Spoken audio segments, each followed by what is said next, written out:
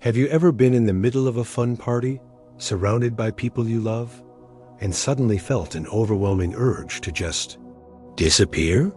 Or have you made up an excuse to cancel plans, not because you didn't want to see people, but because you physically needed to be alone with your thoughts? What if I told you this isn't being flaky or antisocial? It's not a personal rejection.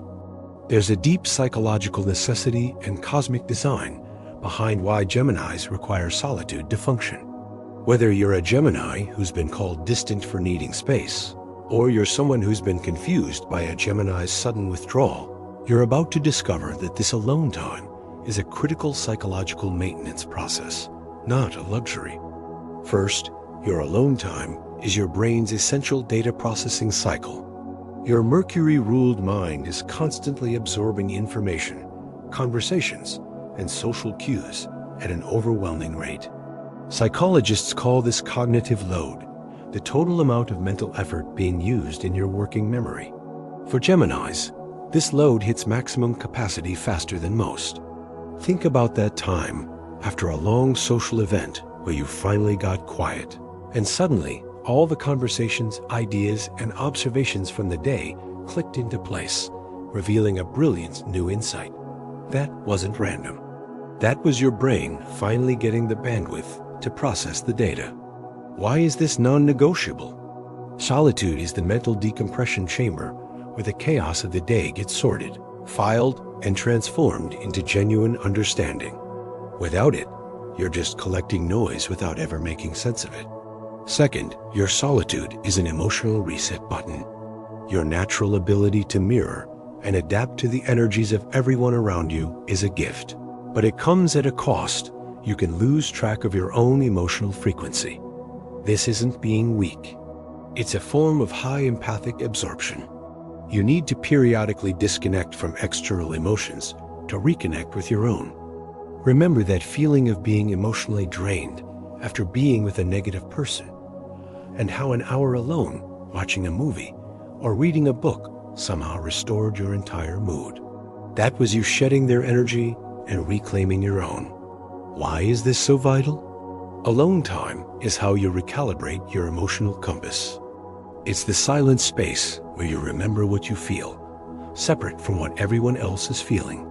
It's not hiding from the world, it's returning to yourself. Third, and this is the most profound reason, your alone time is where your duality integrates. With so many different versions of yourself that you show the world, you require quiet moments to weave these threads back into a single, cohesive tapestry. Psychologists call this self-concept clarity, the extent to which your beliefs about yourself are clearly defined and stable. For Geminis, this is an active, daily process of integration.